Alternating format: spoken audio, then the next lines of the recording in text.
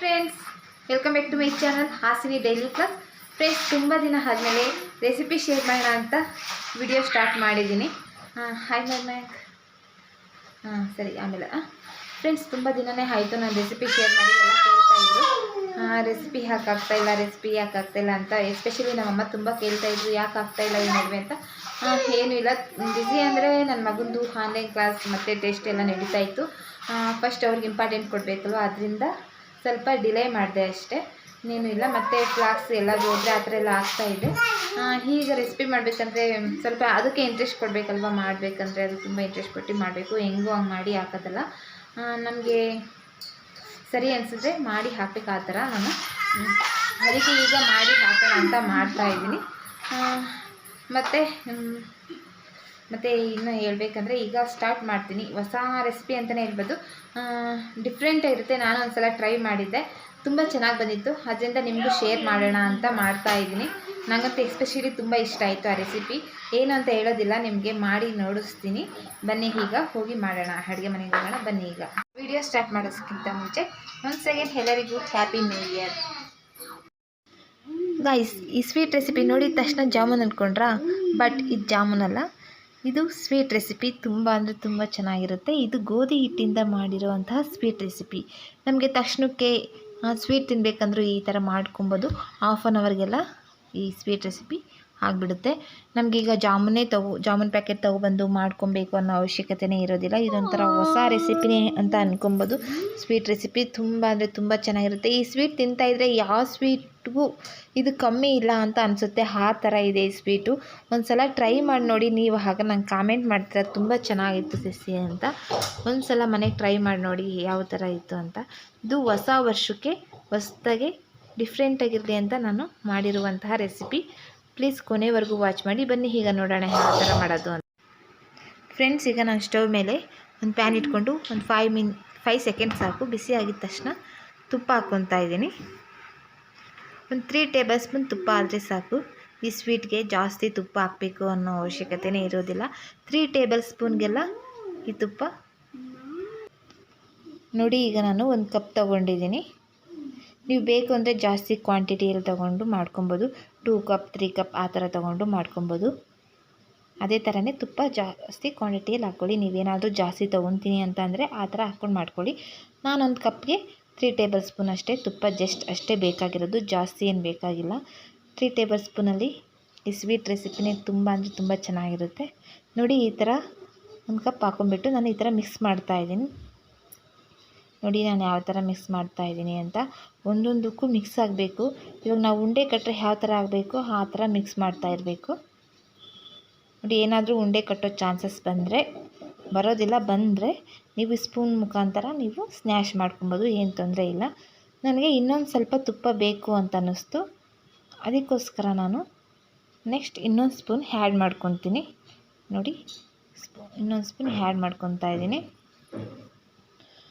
ತುಂಬ ಚೆನ್ನಾಗಿರುತ್ತೆ. ಈ ತುಪ್ಪ ಹಾಕಿದಷ್ಟು ತುಂಬ ಫ್ಲೇವರು, ತಿನ್ನೋದಕ್ಕೂ ತುಂಬ ಚೆನ್ನಾಗಿರುತ್ತೆ. ಆ ಥರ ಇತ್ತು ಸ್ವೀಟ್ ರೆಸಿಪಿ. ನೋಡಿ, ನಾನು ಮಿಕ್ಸ್ ಮಾಡ್ಕೊತಾ ಇದ್ದೀನಿ. ಉಂಡೆ ಇದ್ದರೆ ಸ್ನ್ಯಾಶ್ ಮಾಡ್ಕೊತಾ ಇದ್ದೀನಿ. ಏನಿಲ್ಲ ಅಂದರೂ ಒಂದು 1/4 ಗಂಟೆ ನೀವು ಸ್ಲಿಮ್ಮಲ್ಲಿ ಇಟ್ಕೊಂಡು ಫ್ರೈ ಮಾಡ್ಕೊಳ್ಳಿ. ಆಗ ಘಮ ಬರುತ್ತೆ. ಆ ಥರ ತುಂಬ ಚೆನ್ನಾಗಿರುತ್ತೆ. ಘಮ ಬಂದಷ್ಟು ನಮಗೆ ಈ ಸ್ವೀಟ್ ರೆಸಿಪಿ ತುಂಬ ಚೆನ್ನಾಗಿರುತ್ತೆ. ಅದಕ್ಕೋಸ್ಕರ ಸ್ಲಿಮ್ಮಲ್ಲಿ ಇಟ್ಕೊಂಡು ಘಮ ಬರೋವರೆಗೂ ನಾವು ನಾವು ಹುರ್ಕೊತಾ ಇರಬೇಕು ಅದನ್ನು. ನೋಡಿದ್ರಲ್ಲ, ನಾನು ಯಾವ ಥರ ಕೈ ಬಿಡದೇನೆ ನಾನು ತಿರ್ಸ್ಕೊತಾನೆ ಇದ್ದೀನಿ.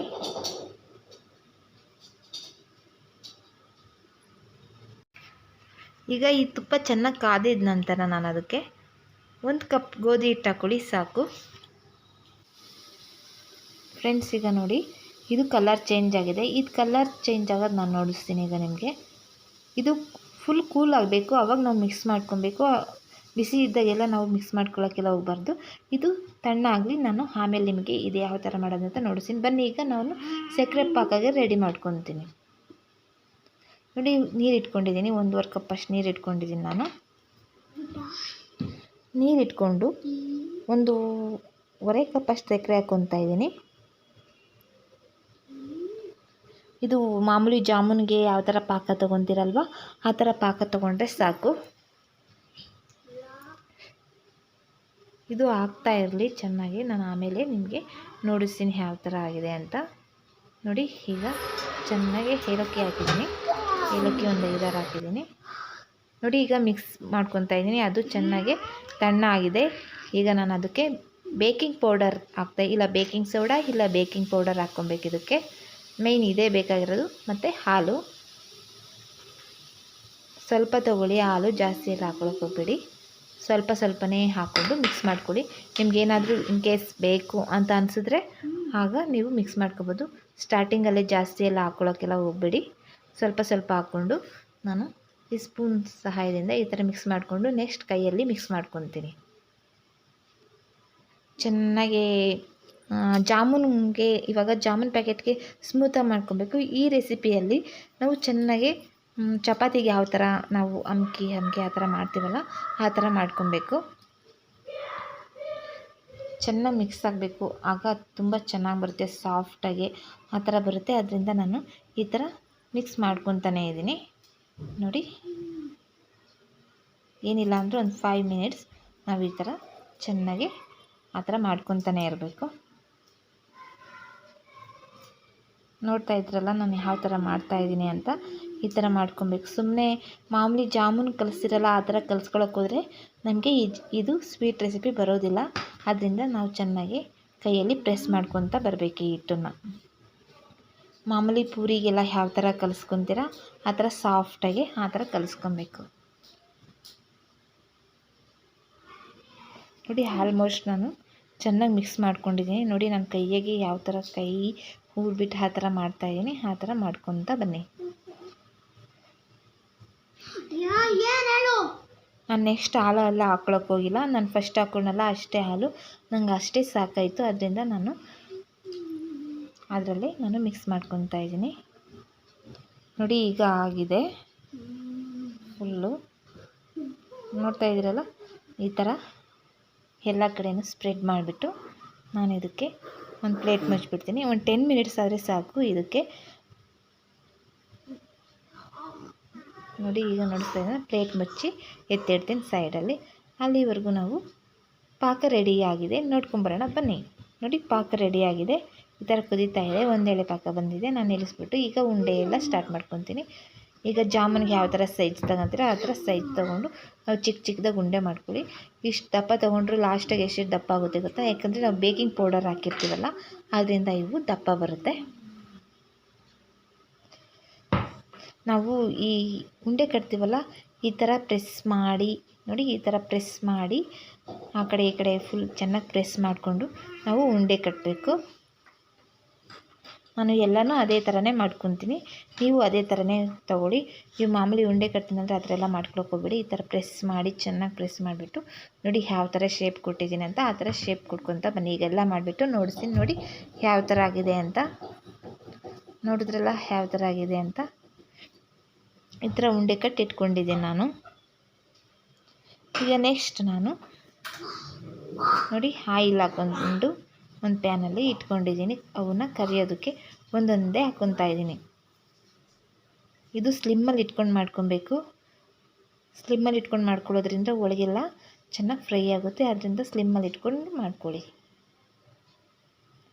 ನಾನು ಒಂದೊಂದೇ ನಿಧಾನಕ್ಕೆ ಬಿಟ್ಕೊತಾ ಇದ್ದೀನಿ.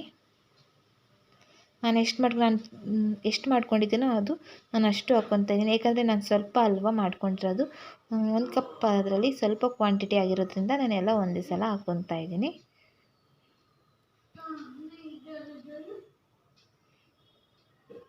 ನೋಡಿ ಈಗ ಎಲ್ಲ ಹಾಕ್ಕೊಂಡಿದ್ದಾಗಿದೆ. ಈಗ ಒಂದು 5 ಸೆಕೆಂಡ್ಸ್ ಆದಮೇಲೆ ನಾವು ಮಿಕ್ಸ್ ಮಾಡ್ಕೊಳ್ಳೋಣ. ನೋಡಿ 5 ಸೆಕೆಂಡ್ಸ್ ಆದಮೇಲೆ ನಾನು ಮಿಕ್ಸ್ ಮಾಡ್ಕೊತಾ ಇದ್ದೀನಿ. ನೋಡಿ ಎಷ್ಟು ಚೆನ್ನಾಗಿ ಕಾಣ್ತಾ ಇದೆ ಅಂತ. ಗೋಧಿ ಹಿಟ್ಟಿಂದ ಮಾಡ್ತಾ ಇರೋದು ಒಂದಾದರೂ ಒಡೆದಿಲ್ಲ, ಆ ಥರ ಇದೆ. ಒಡೆಯೋ ಚಾನ್ಸಸ್ ಏನು ಇರೋದಿಲ್ಲ. ಈ ಗೋಧಿ ಹಿಟ್ಟಿಂದ ಮಾಡಿದ್ರೂ ತುಂಬ ಚೆನ್ನಾಗಿರುತ್ತೆ. ನೋಡಿದ್ರಲ್ಲ ಯಾವ ಥರ ಆಗಿದೆ ಅಂತ.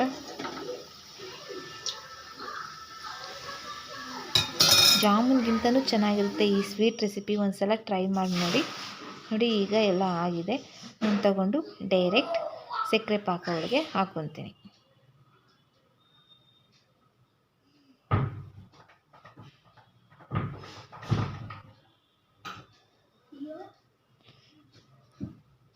ಈಗ ಕಂಪ್ಲೀಟ್ ಎಲ್ಲ ಆಗಿದೆ.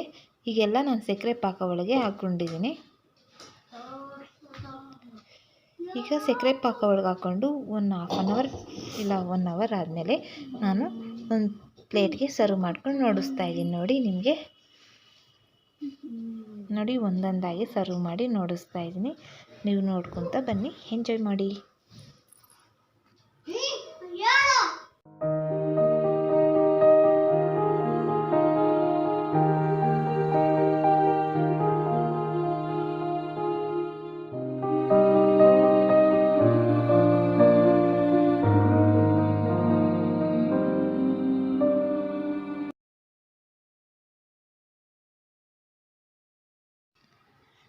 ಫ್ರೆಂಡ್ಸ್, ಈಗ ಫೈನಲಿ ಈ ಥರ ಡೆಕೋರೇಟ್ ಮಾಡ್ಕೊಂಡು ಇಟ್ಕೊಂಡಿದ್ದೀನಿ. ನೋಡಿ ನೋಡಿಸ್ತಾ ಇದ್ದೀನಲ್ಲ ಯಾವ ಥರ ಇದೆ ಅಂತ. ತುಂಬ ಚೆನ್ನಾಗಿ ಕಾಣ್ತಾ ಇದೆ ಹೆಮ್ಮೆಯಾಗಿ.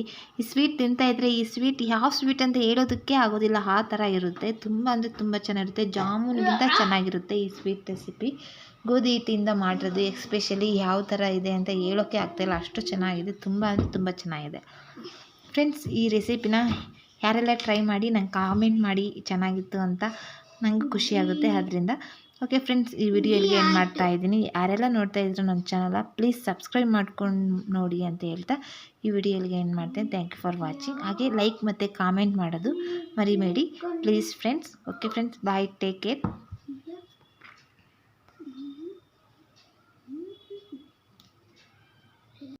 ಮಯಾಂಕ್ ಹೇಗಿದೆ ಹೇಳು, ಅವ್ರಿಗೆ ಹೆಂಗಿದೆ ಅಂತ.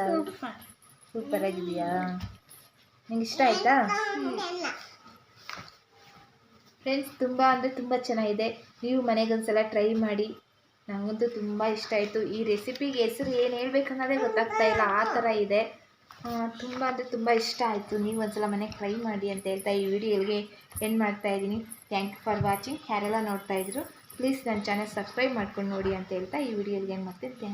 ಬಾಯ್, ಟೇಕ್ ಕೇರ್.